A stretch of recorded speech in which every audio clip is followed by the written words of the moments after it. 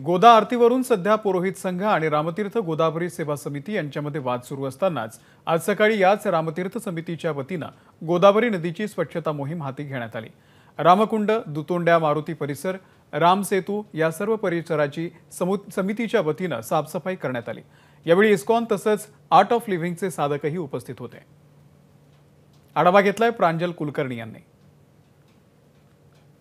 खरं तर पवित्र अशी गोदावरी नदीची ओळख आहे, मात्र याच गोदावरी नदीची सध्या बिकट अवस्था ही झालेली आहे। गोदावरीचं मोठ्या प्रमाणावरती प्रदूषण झालेलं आहे आणि त्याच पार्श्वभूमीवरती रामतीर्थ गोदावरी सेवा समितीच्या वतीने गोदावरीची साफसफाई ही केली जाते। आपण जर बघितलं तर या समितीचे सर्व सदस्य हे रामकुंड असेल, सीताकुंड यासह इतर जो परिसर आहे तिथे अशा प्रकारे गोदा किनारी हातात झाडू घेऊन स्वच्छता करताना आपल्याला दिसून येत आहेत।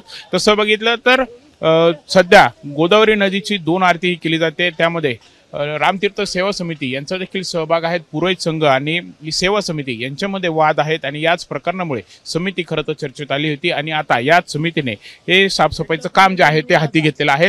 नक्की कशा प्रकारे ही सफाई करण्यात येते आपण जाणून घेऊयात। मला सांगाल काय आता हे तुम्ही मोहीम हाती घेतलेली आहेत, कशा प्रकारे पूर्ण काम? गोदा मातेला आपण जी आरती करतोय ती जर स्वच्छ नसेल तर ती आरती करायला काही हरकत नाही। घाणेरड्या जागी बसून आपण आरती करू शकत नाही, त्यामुळे कुठेतरी ही आपली जबाबदारी आहे। म्हणून रामतीर्थ गोदावरी सेवा समितीच्या वतीने खूप साऱ्या युवकांना आवाहन केलं गेलं, त्यात आर्ट ऑफ लिव्हिंग आणि इस्कॉन यातले बरेचसे युवक येऊन त्यांनी आजपासून सेवेची मोहीम हाती घेतली आणि आता ही आपण अविरतपणे चालू ठेवणार। आपण जर बघितलं तर अशा प्रकारे हे काम जे आहे ते सुरूच राहणार आहेत। मात्र दुसरीकडे जर आपण बघितलं तर कोट्यवधी रुपये आजपर्यंत यावरती खर्च हे करण्यात आलेले आहेत, मात्र महापालिका प्रशासन हे यासोबत स्मार्ट सिटी हे काम जे आहे ते पूर्ण करू शकलेले नाहीत आणि त्यामुळे त्यांचं हे अपयश म्हणावं का हा देखील प्रश्न जो आहे तो आता उपस्थित होतोय। कॅमेरामन मयूर बारगजेसह प्रांजल कुलकर्णी, एबीपी माझा, नाशिक।